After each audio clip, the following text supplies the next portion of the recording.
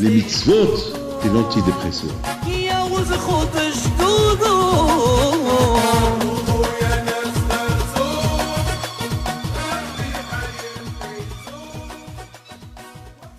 ברשות הראש כולל אברכים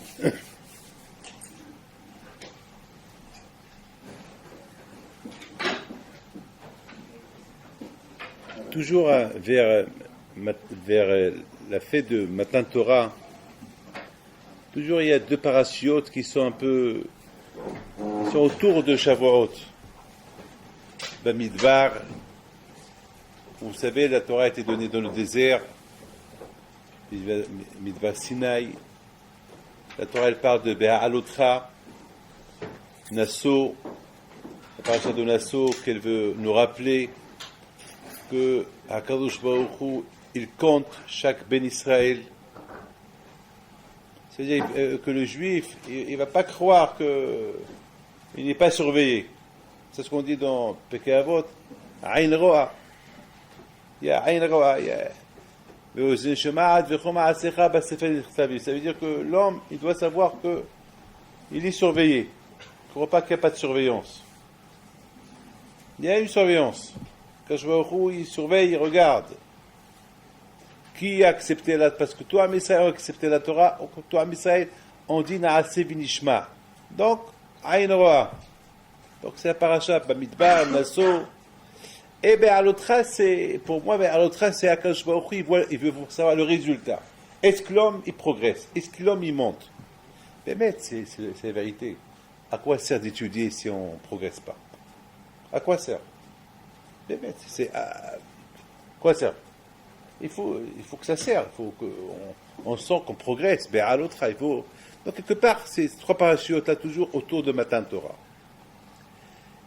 On a vu que si vous avez le temps, si vous lisez un peu Ben Ish Chai, comme il explique le Inya de Birkat Kohanim, mais simplement cette semaine j'ai réfléchi. Je me suis même posé la question de bénir Israël Be'ahava.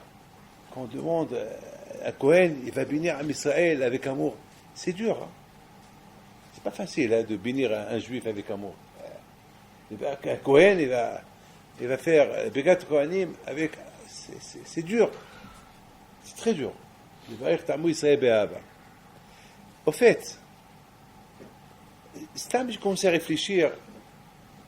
Rachid dit que Vania Barichem, HaKadosh Baruch Hu, il bénit les Kohanim.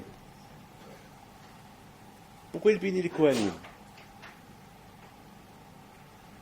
HaKadosh Baruch Hu dit aux Kohanim, bénir les Juifs, bénir le Ben Israël, et après moi je les bénis. C'est quoi? Vous savez, c'est très dur de travailler avec les Juifs. C'est pas facile d'être un rave, c'est pas facile d'être. Ben, je vous le dis, c'est pas facile. Travailler avec les Juifs, ils sont très durs. Vous savez, c'est pourquoi tu as fait ça, pourquoi tu as fait ça. Tu l'as pas fait, pourquoi tu l'as pas fait. Il te dit de le faire, tu le fais, il te dit pourquoi tu l'as fait. Mais tu as dit qu'il fallait pas le faire. Oui, j'ai décidé que non. C'est-à-dire, il faut que je suis prophète pour savoir qu'est-ce qu'il veut, oui ou non. C'est dur, c'est pas facile. Beaucoup des fois, lorsque je vois les Kohanim arriver pour bénir les bénis d'Israël, je réfléchis.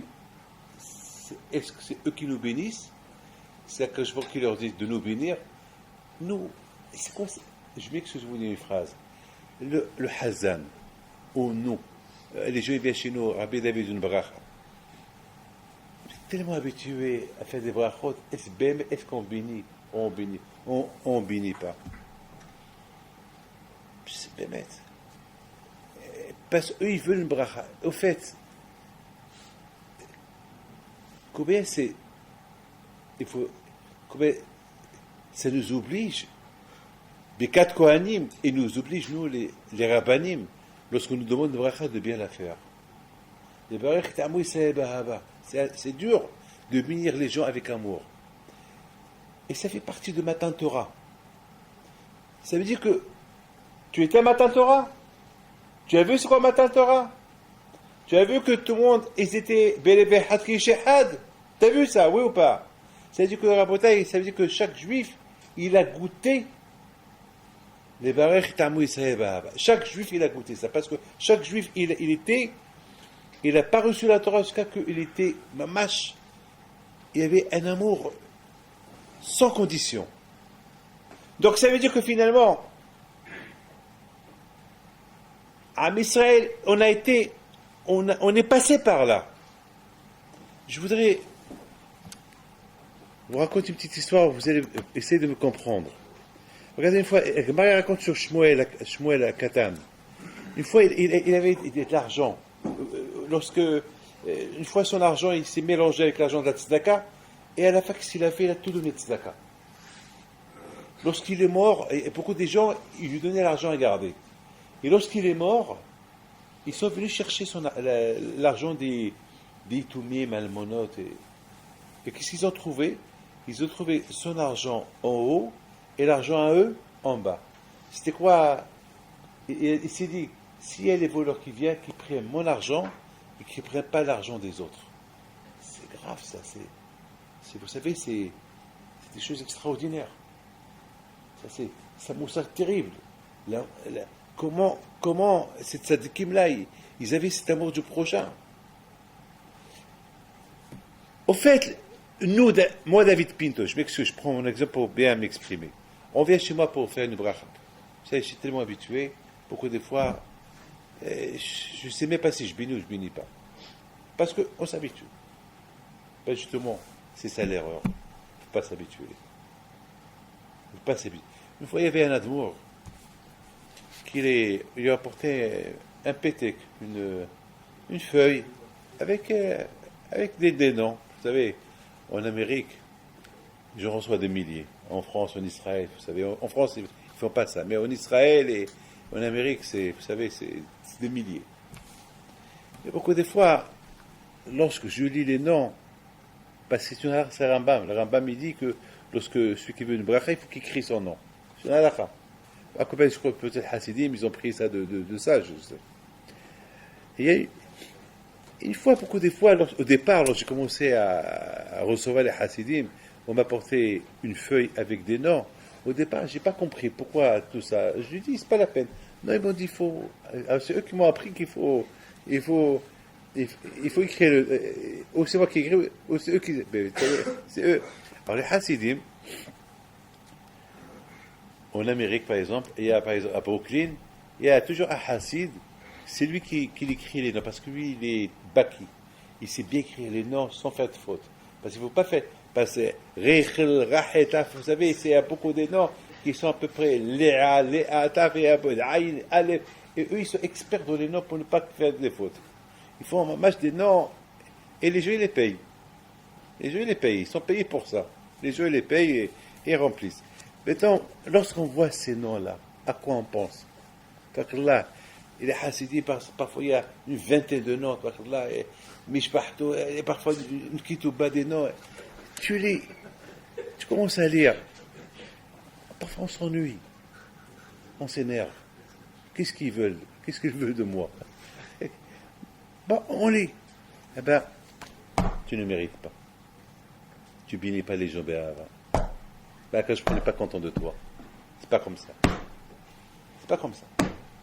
Il faut bien mettre, puisqu'ils t'apportent une saken, ils t'apportent leur nom, ils veulent de toi une bracha, eh bien il faut vraiment la lire avec patience et faire la bracha. Ils te donnent $1, ils te donnent $2, ils te donnent $5, tu vas rester avec eux 5 minutes, 10 minutes, ça fait partie des barèches et Tamou Israël.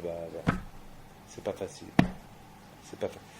Rav Shach Alav Shalom, une fois, il y avait un enfant, il a embêté avec des questions, et une fois, il n'a pas voulu les jeter. Et à la fin, il lui a donné une sucette. Zamak, voilà, pour qu'il s'occupe de sa sucette, il veut encore une autre sucette. Et c'est comme ça. C'est dur. Au fait, Hakadosh Baruch Hu, il dit aux Kohanim de bénir Am Israël. Mais au fait, ce n'est pas les Kohanim qui bénissent Am Israël, c'est Hakadosh Baruch Hu qui les bénit. Mais Hakadosh Baruch Hu, il a rendu Shaliach. le Kohen. Il dit à Kachor Shaliach, toi tu sois mon Shaliach. Toi, tu vas les bénir de ma part. Mais sache, comme que moi, j'aime tout le monde, toi aussi le Kohen, tu ne peux pas bénir qui tu veux. Toi aussi, c'est-à-dire, on dit, chez Adam, que si je nomme quelqu'un à bénir quelqu'un, il faut qu'il soit à ma place. Quand je me demande au Kohanim, hey, vous Kohanim, vous allez être à ma place, vous allez bénir Am Israël à ma place, comme si c'est moi qui les bénis. Et moi je bénis, alors que vous aussi il faut bien bénir. Comme que chez moi il j'ai pas d'ennemis, à Kachor il aime tout le monde, même les Chaim il les aime, alors vous aussi. Je me rappelle ici, il y avait une fois quelqu'un qui m'a dit à Rabbi David, je ne peux pas faire Birkat Kohanim. Pourquoi? Il m'a dit parce que je ne parle pas avec quelqu'un, je ne veux pas le bénir. Ça, il m'a dit, je ne veux pas le bénir Birkat Kohanim. Ben, je lui dis, alors tu sais quoi? Là où tu vas, tu n'as pas le droit de faire Birkat Kohanim. Tu ne peux pas. Tu n'as pas le droit. Toi, autant que Kohen, tu n'as pas le droit de ne pas aimer quelqu'un. Peut-être. Toi, tu n'as pas le droit. Parce que, Akadosh Baruch Hu, il t'a pas dit de faire la bracha. Tu dois être. Vous savez, on raconte une histoire, il y avait un grand rave, qu'une fois il y avait ce rave, une fois il y avait un inyan un peu particulier, il y avait une she'ela chez lui, et puis il a dit à la femme, comme ça il faut faire. Cette femme est partie chez un autre rave. Il lui a dit, voilà, j'ai un problème d'un poulet, je ne sais pas, cachère, pas cachère. J'ai trouvé ça, il y a un rave qui m'a dit c'est pas cachère. Alors le rave, il la voit. Il dit bon, mais toi, puisqu'il t'a dit que c'est pas cachère, je peux rien te dire, mais tu sais quoi? Pour moi, elle est cachère, mais ne lui dis rien du tout. Tu peux la manger. Tu peux la manger. Elle sort souriante, et voilà, elle rencontre la femme du rave, du premier rave. Celui qui lui a dit que elle n'est pas. Non, c'est mieux de ne pas la manger. Il lui dit pourquoi tu souris? Non, rien. Ce poulet. Je ne l'ai pas jeté, mais mon mari t'a dit de le jeter, il n'est pas cachère. Alors, ça lui a échappé de la bouche, elle lui a dit, mais ce rave m'a dit que c'est cachère. Je peux. Elle n'a rien dit, mais elle a commencé à le critiquer, elle est partie chez son mari. T'as vu cette femme-là? Après, elle est partie parler d'elle, et tout le monde a commencé à s'éloigner d'elle. La femme, elle a vu que tout le monde s'éloigne d'elle à cause d'un poulet. Donc, Miskina, il va chez le rave lui-même.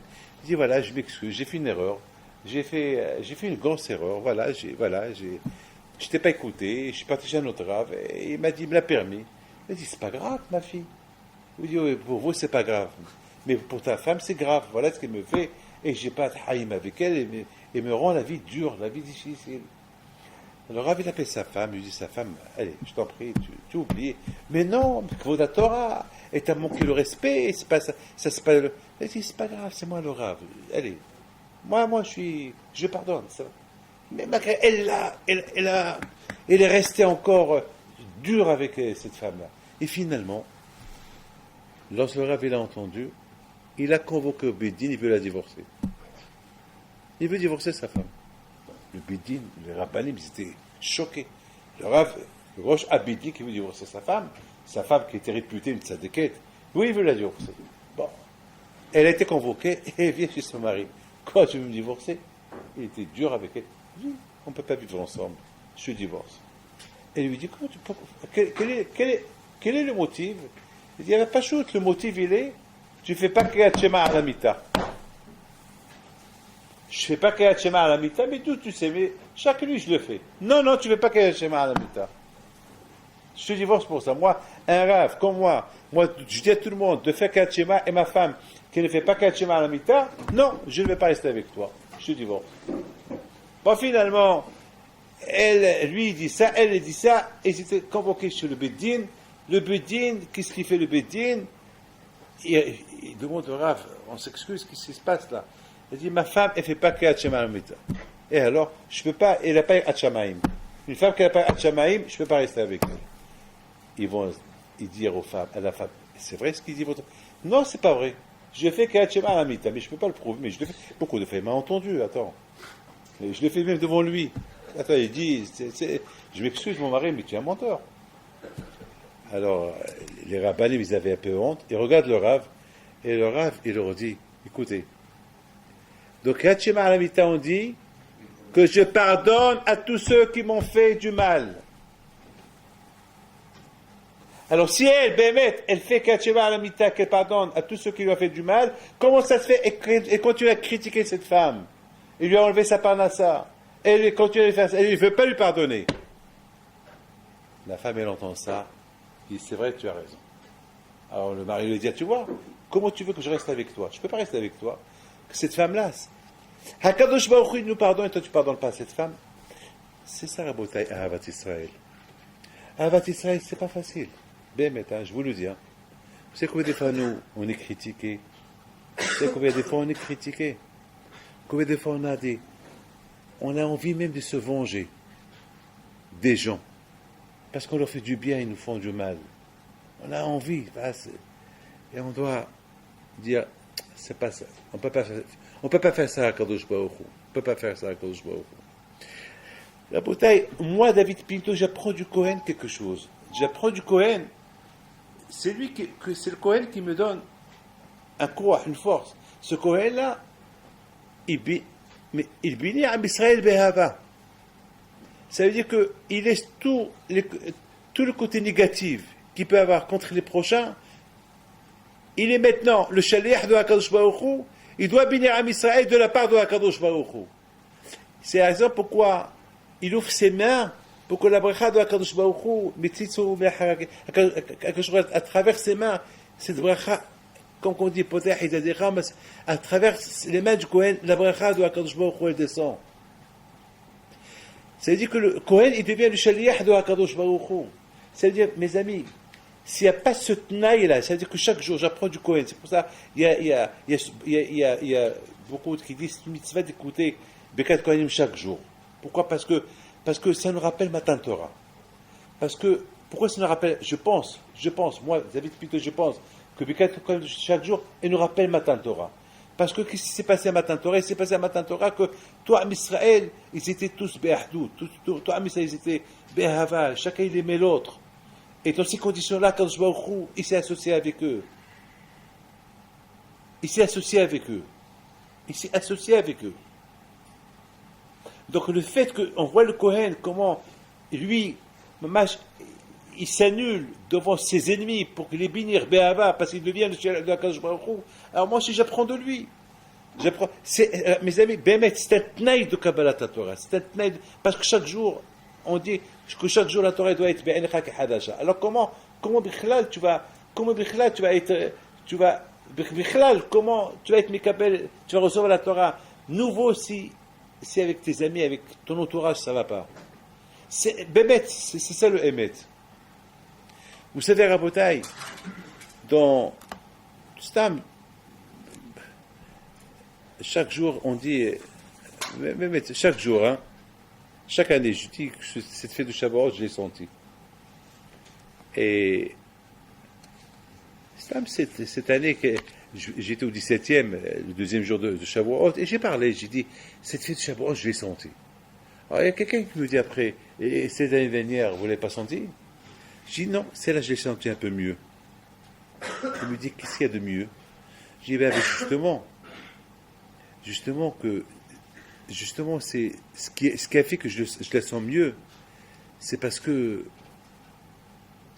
peut-être parce qu'il y a eu Sfirat HaOmer, on s'est mieux préparé, et c'est une préparation qu'elle a fait qu'on la sent mieux. Alors, vous savez, à Botaï, il faut savoir une chose. Je vais rentrer, mes amis, à une chose que je vais vous dire maintenant. Il y a un midrash qui dit comme ça. Il y a un midrash qui dit que, écoutez bien ce midrash-là, qu'au moment de Matan Torah, Akadosh Baruch Hu, il a paralysé le monde. Et je me suis posé une question. Pourquoi il a fallu que Hachem paralyse le monde? Alors vous allez me dire, alors une fois j'avais donné une belle réponse. Une fois j'ai dit que Akadosh Baruch Hu a paralysé le monde pour que les gens, il ne faut pas dire, il y avait un oiseau qui passait, il a crié, et je n'ai pas entendu Anouchi. Alors quelqu'un va dire, passe-moi, ouais, pendant que Hachem parlait, mon bébé était dans mes mains, il a commencé à pleurer, alors je n'ai pas écouté Anouchi. Ou quelqu'un va dire, oui, il y avait un coup de vent, et Quelqu'un va dire, il y a eu des tonnerres, quelqu'un va dire, parce qu'il y a eu une vague, chacun va donner chacun va donner raison. C'est la raison pourquoi Akadosh Baruch Hu a paralysé le monde, comme ça, aucun n'a aucune excuse. Il n'y a pas d'excuse. Akadosh Baruch Hu, il a donné la Torah lorsque il n'y avait pas un bruit. Alors je me suis posé une question. Pourquoi Akadosh Baruch Hu il n'a pas fait qu'Am Israël, Hachem il leur donne une sensation d'entendre plus fort, alors qu'Akadosh Baruch Hu il dit Anochi d'une manière forte que même le bruit du bébé ne vont pas l'écouter. Oui, le problème pour Akadosh Baruch Hu. Akadosh Baruch Hu n'a pas de problème. Akadosh Baruch Hu il va dire Anochi d'une sorte que même les vents, même les bébés, même tous les bruits du monde, on ne va pas les entendre. Il y avait une femme qui était en train de compter son argent, ses diamants. Au moment qu'il y a eu... J'étais là voir à Los Angeles il y a une vingtaine d'années. Et en comptant les diamants, il y a un cadre, il y avait un tremblement de terre, un cadre est tombé sur elle, elle était dans le coma. Et puis je lui ai dit, pourquoi vous n'avez pas senti le tremblement de terre? Lorsqu'on a été la voir, je lui ai posé la question. Il m'a dit, vous savez, lorsqu'on compte les diamants, j'étais concentré dans le comptage des diamants, je n'ai pas senti. Alors là aussi, je ne comprends pas. Am Israël, ils sont en train de recevoir la Torah, ils sont concentrés, ils sont préparés pendant 49 jours, 7 semaines pour Matan Torah. Ils sont tellement concentrés, ils voient le feu, ils voient qu'on la chauffard, et ils vont entendre le bébé à pleurer. Qui va se faire attention au bébé? Quoi? Il y a un oiseau qui va passer, il va faire du bruit. Mais c'est leur tête, ils sont concentrés dans Matan Torah. Et en plus, le Yitzhara n'existait pas. Quand je vois il a enlevé le Yitzhara de leur cœur. Donc ils étaient propres, ils étaient super, ils étaient prêts. Pourquoi ce chitouk-là? Pourquoi quand je vois il a paralysé le monde? Vous ne pouvez pas imaginer ce matin combien j'ai lu une mahloquette sur le lait qui n'est pas chamour, est-ce qu'il est permis ou pas? Toutes les preuves qu'il apporte le Egot Moshe Feinstein. Mais le Hekat Yaakov, il a cassé tout. Il a apporté des... Je crois que je suis resté bouche bée. Le Hekat Yaakov, il a apporté toutes les épreuves que Moshe Feinstein n'a pas raison. Il a apporté toutes les épreuves que le lait qui n'est pas chamour, il n'est pas cacheur. Mamash, il a tout cassé. Mamash, à tel point qu'il dit, il faut... Alors, Rabbi Chaim Mitzatz, il a dit, je ne vais pas rentrer dans ces ignanim-là. J'ai lu toutes ces pages-là. À un moment donné, il y avait... J'avais été, c'était à l'hôpital ce matin. Il y avait, comment ça s'appelle, j'étais concentré dans ça parce que c'est la première fois dans ma vie que je lis ça, parce que je connaissais que le côté de Moshe Feinstein, que Halaf qui n'est pas chameau, ça veut dire à notre époque. Parce qu'à notre époque, c'est interdit par la loi de mélanger le lait. Accompagné, mais lorsque j'ai lu tous les autres côtés qu'ils interdisent, que je n'ai pas écouté lorsque l'infirmière voulait rentrer et elle devait rentrer, il a fallu qu'elle fait du bruit. Donc ça prouve que la Torah, on est concentré. Donc ne vous dites pas qu'en Israël, c'était pas concentré. Alors si moi, David Pinto, j'étais concentré sur le halab, le lait, qui n'est pas chameau, s'il est interdit ou il est permis, j'étais concentré sur ça, j'ai pas fait ça il a fallu qu'elle bouge la table pour que j'ouvre la porte. Alors, Am Israël, un matin Torah, il n'était pas concentré. Ne me dites pas un bébé qui va pleurer, il va les déranger. Ou un oiseau qui passe, il va crier. Un corbeau qui va passer, il va crier, il va les déranger. Non! Le nom de Hanoukhi était fort! Était très fort. En plus, ils ont tout le monde a guéri, c'est pas possible. Alors, Botaï, je suis arrivé à une conclusion, quelle est la suivante. Le monde a été paralysé. Qui l'a paralysé? Qui l'a paralysé? Hachem. C'est nous qu'on l'a paralysé. En Israël, ils sont arrivés à une madriga, à une ma'ala. Ils sont arrivés à un niveau. Hachem il leur a montré les statues. Shiv'a Reki'im il leur a montré. Ils sont arrivés à un niveau tellement fort que pour eux, le monde était paralysé. Le monde, il n'existait plus. Il n'y avait que Akadosh Baruch Hu. Un ordre mille badou. Voilà où ils sont arrivés. Voilà Matan Torah où il les a amenés. Matan Torah les a amenés à rien sentir. Ce monde-là, il est paralysé. C'est un monde. Ça veut dire, ça ce qu'il dit David Amel. Ani amarti Elokim atem. Ubni Elion kolchem. Et puis vous avez fait la Avodah Zara. Ils sont arrivés à Israël à un niveau tellement élevé, à Al-Sinaï. Vous ne pouvez pas imaginer. Mais tout ça, rabote, écoutez bien. S'il n'y avait pas Ahdout, je dois parole d'honneur, s'il n'y avait pas Ahdout, s'il n'y avait pas cette union entre eux avant Matan Torah, ben, ils ne seraient pas arrivés à ça. Ils ne seraient pas arrivés. Parce qu'Akadosh Baruch Hu nous aime. Alors, est-ce que nous on aime Akadosh Baruch Hu? Alors il faut que nous aussi on aime les gens. Comme quoi Akadosh Baruch Hu aime tout le monde, nous aussi on doit aimer tout le monde. C'est ça le Tnaï de Matan Torah. Le Tnaï de Matan Torah, c'est ça. C'est ça, Rabotai. Vous savez, Rabotai, je vous raconte une petite histoire. Vous la connaissez déjà, mais Stam, je vous la raconte.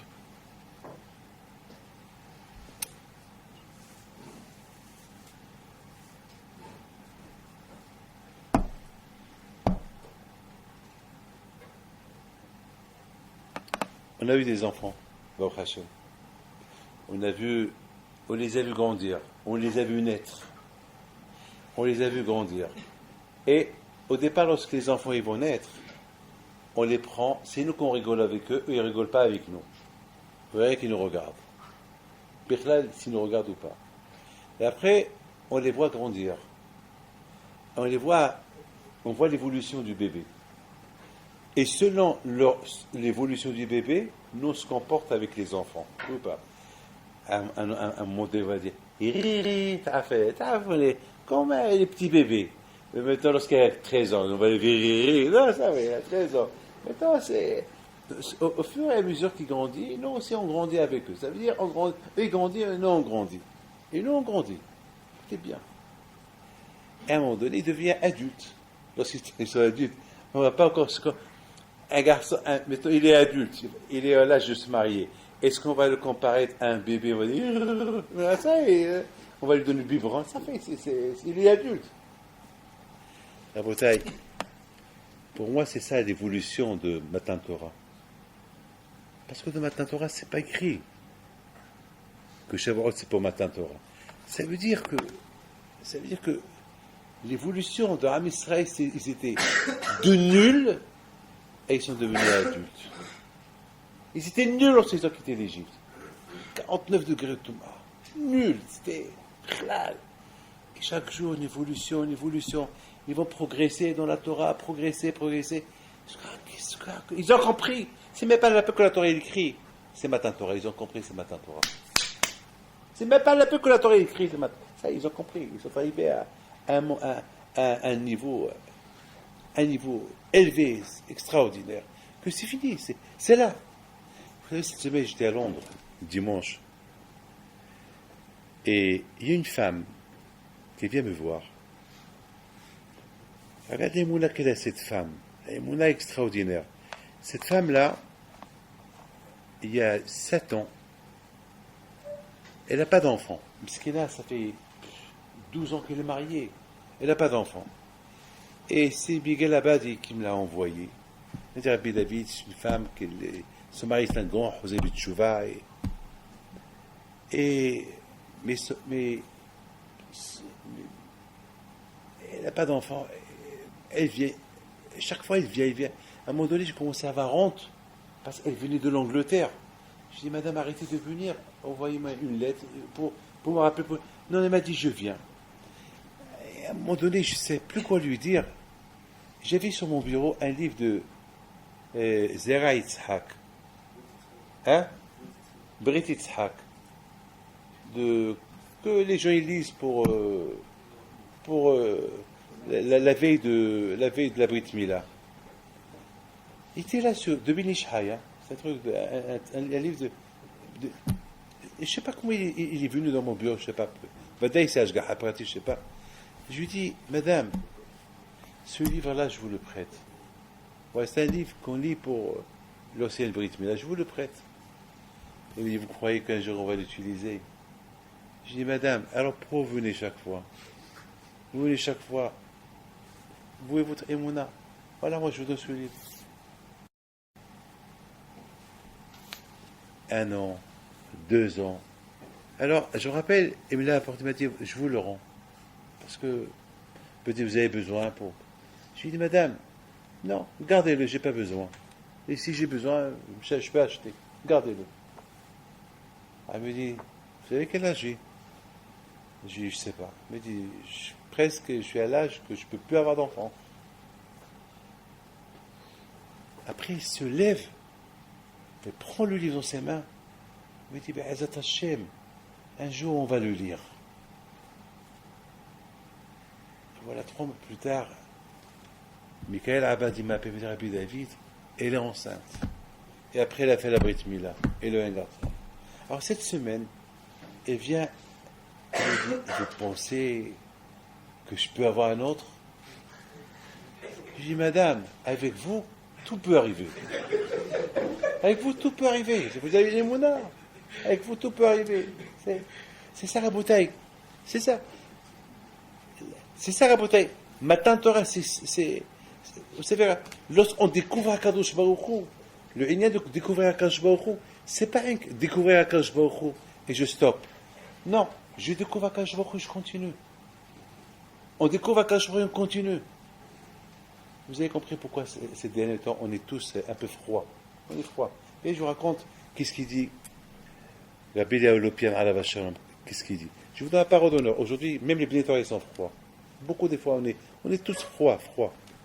Et d'où vient cette froideur-là? D'où? Il y a une créoute de Imouna, une créoute, mais même une fois. Beaucoup des fois, ça arrive que. Même moi, David Pinto, beaucoup de fois, ça m'arrive.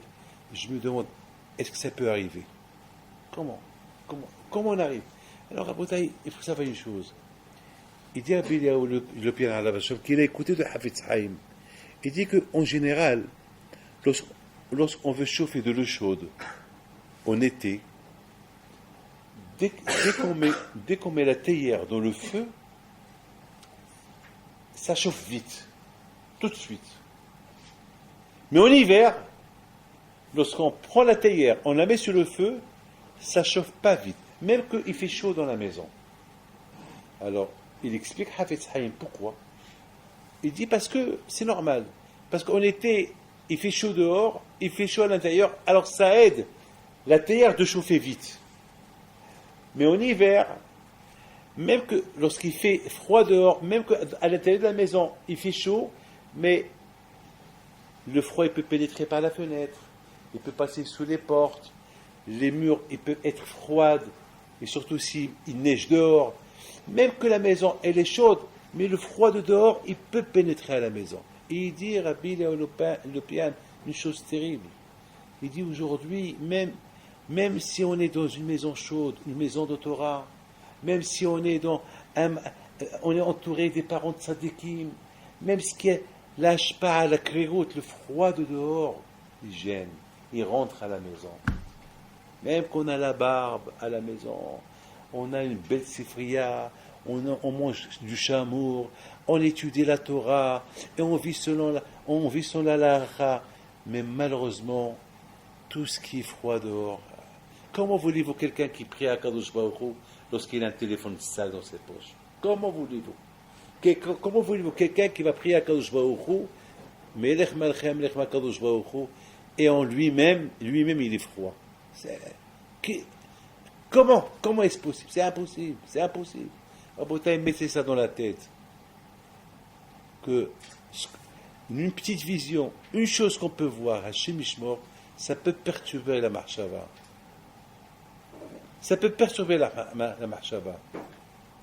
Rabotai, j'ai trouvé, il y a une seule chose qui peut bien nous aider. Une chose qui peut bien. C'est ce qu'on appelle Be'alotra. Be'alotra, ça veut dire s'élever. La seule chose qui peut nous aider, c'est lorsqu'il y a Ahavat Azolat. Lorsqu'il y a Ahavat Hazod, écoutez bien mon raisonnement. Ahavat Hazod, ça veut dire quoi? Je fais du bien, avec bon cœur. Alors, à Boutaï, lorsque je fais ça, j'ai une aide spéciale de Hakadosh Baruch Hu. C'est une aide spéciale que je vais avoir de Hakadosh Baruch Hu. C'est une aide spéciale que je vais avoir de Hakadosh Baruch Hu. Lorsque je cherche à ressembler à Hakadosh Baruch Hu, alors Hakadosh Baruch Hu, il va me faire un peu plus attention à moi. Et puis, puisque c'est comme ça, alors je vais. Vous savez, mes amis, je vous donne la parole d'honneur. Beaucoup de fois, j'ai des envies de voir à gauche et à droite. Je marche et tout de suite, je me rappelle, David, fais attention. Reste tes yeux abaissés. Reste tes yeux abaissés. Ne lève pas tes yeux. La bataille, c'est ça. Hakadosh Baruch Hu, j'ai lu un hidouche cette semaine, super. C'est écrit, un de nos élèves qui s'est marié à l'Aïshiva d'Ashdod. Un livre qu'il a écrit, mais il a fait, je ne sais pas si c'est lui qui l'a fait ou il l'a lu dans un livre, je ne sais pas, il dit comme ça. C'est quoi qui est Am Sigoula? Quand je crois qu'il dit Am Israël, vous êtes Am Sigoula. C'est quoi Sigoula? Il dit comme ça. Pourquoi on est Sigoula? Sigoula, on est unique chez Akado, unique. Il dit comme ça. Il dit que Am Israël, Kucha Beruchu, Oraita, Had.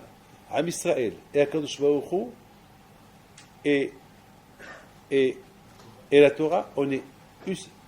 Il dit que le Ségol, le point Ségol, il y a 3 points. C'est ça qui est Am Sigoula. C'est quoi Am Sigoula? Vous êtes un peuple unique parce que je suis avec vous. Mais quand je suis avec vous, si entre vous, vous êtes pire. C'est pour ça qu'il y a 2 points et 1 point. C'est le Ségol. 2 points, c'est moi et lui, moi et la Torah. Moi et Am Israël. Pardon. Moi et Am Israël et la Torah. Alors Akadosh Baruch Hu, il est avec nous. Ségoula. Du verbe Ségol. C'est-à-dire que lorsqu'on est Am Israël uni, alors automatiquement on va être uni avec la Torah. Et si on est uni avec la Torah, alors on va être uni avec Akadosh Baruch Hu. Et vous savez, Rabotai, il y a comment il s'appelle.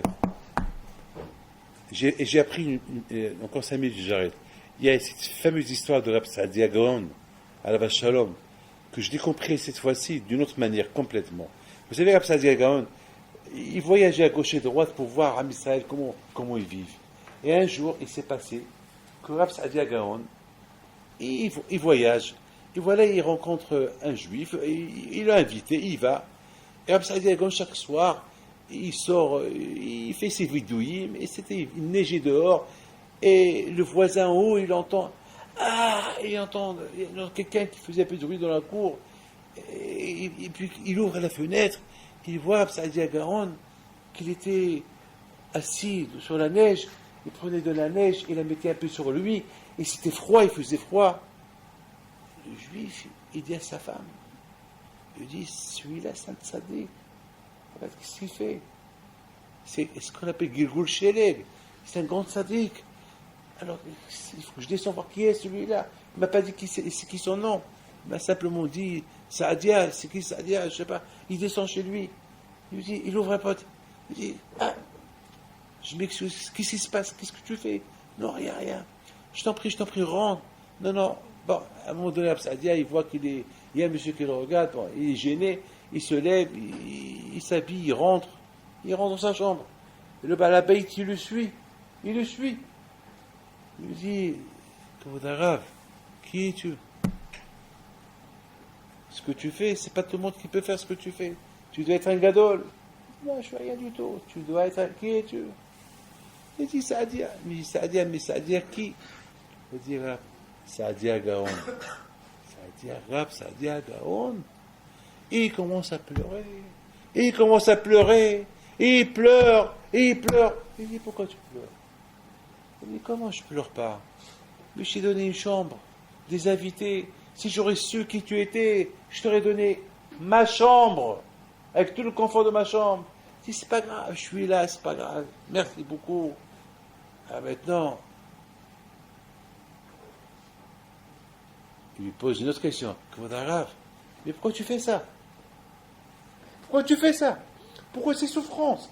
Mais tu es Rab Saadia. Il dit, mon fils, rappelle-toi, tu m'as posé une question.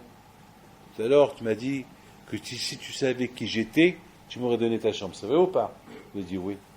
Et je dis, tu sais mon fils, chaque jour je découvre Akadosh Baruch Hu. Et chaque jour je découvre la grandeur d'Hachem.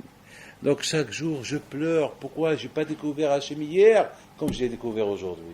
Si je savais hier ce que j'allais découvrir aujourd'hui, eh ben j'aurais sauvé Hachem hier comme j'ai sauvé aujourd'hui. Et c'est pour ça que chaque jour je découvre Akadosh Baruch Hu.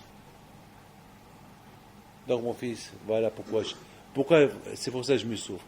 Alors à bataille de cette histoire, j'ai appris une chose extraordinaire. Pourquoi depuis le départ, Absadi Agaon n'a pas dit à ce monsieur-là, pourquoi il ne s'est pas présenté? Shalom, je suis Sadi Agaon. Et pour le final, il lui donne sa chambre. Pourquoi il n'a pas dit? Pourquoi il a fallu que c'est le monsieur qui découvre? Alors la réponse, elle est, c'est ça. C'est ça, Ahavat Israël. Il ne faut pas que je me sente plus que toi. Il ne faut pas que je me présente pour me sentir plus que toi. C'est vrai. Et parfois, il faut savoir juger. Là où on ne te connaît pas, fais-toi connaître. Lorsqu'il le faut. Mais lorsqu'il ne le faut pas, ce n'est pas la peine. C'est pas la peine.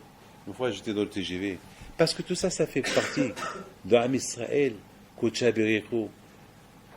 Torah Had. Une fois, j'étais dans le TGV, il y avait un monsieur. C'était à l'époque, là. À l'époque, il y a une vingtaine, je ne sais pas combien de temps. Il y avait un monsieur qui était assis, le TGV était vide.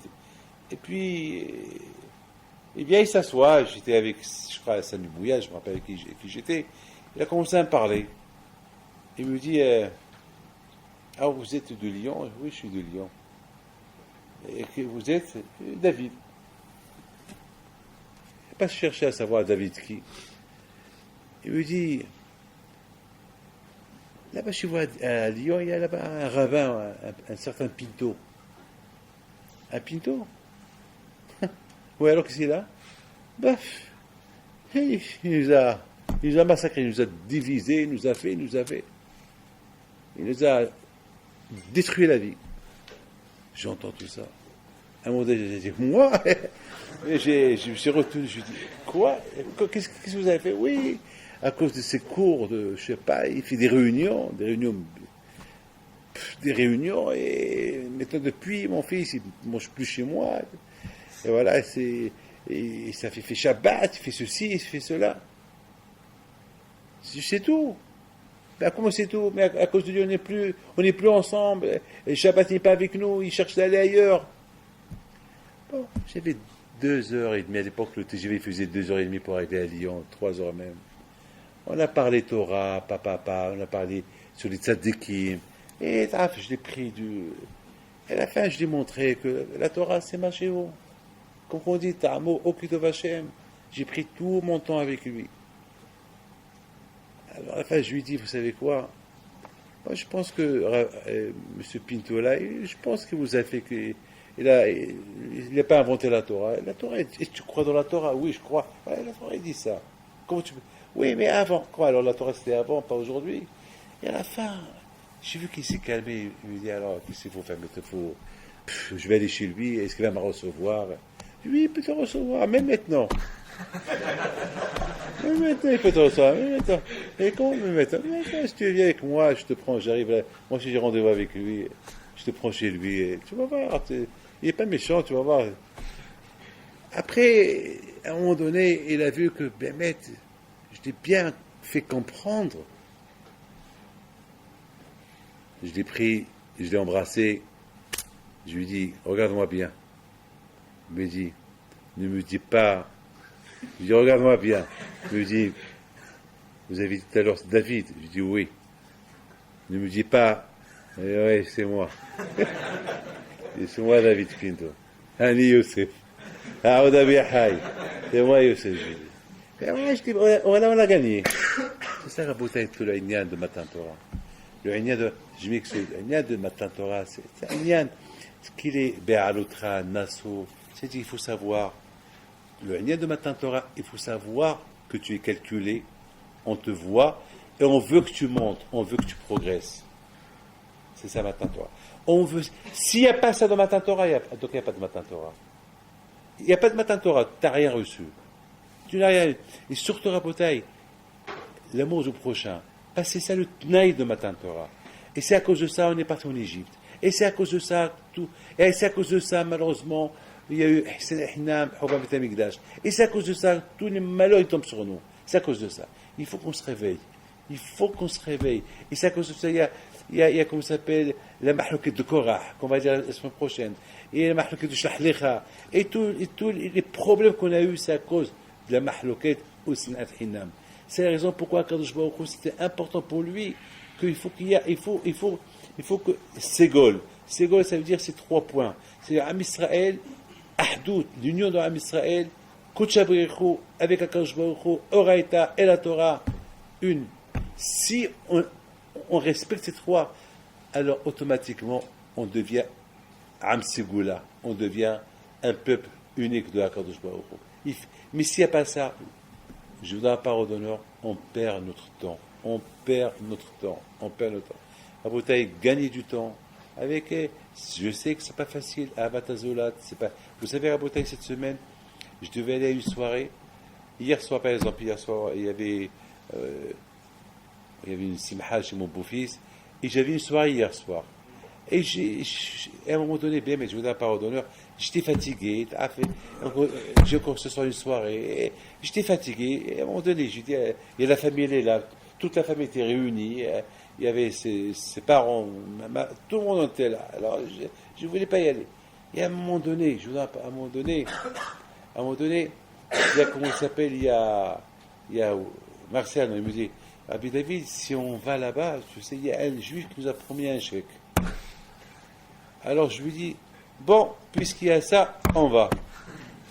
Mais après, je suis parti, bon Hachem, je les ai aidés pour ramasser de l'argent, mais après moi aussi j'ai donné un chèque de mon argent.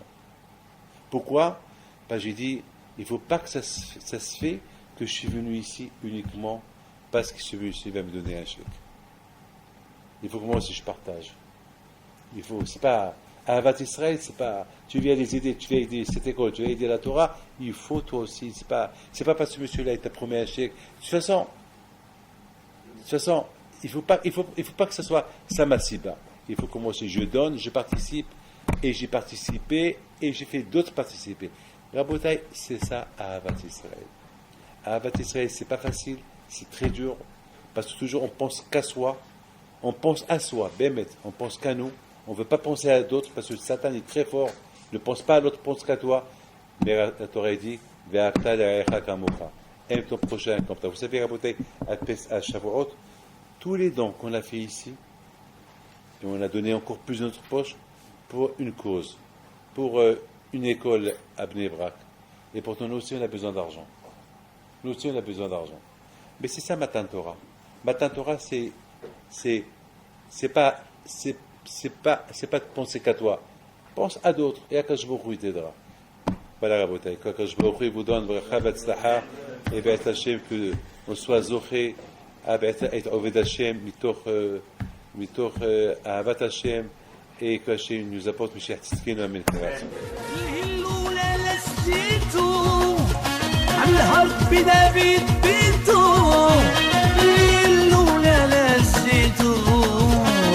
الحرب نبيت بنته نوضوا يا العيالات صغرتو على البيت بنته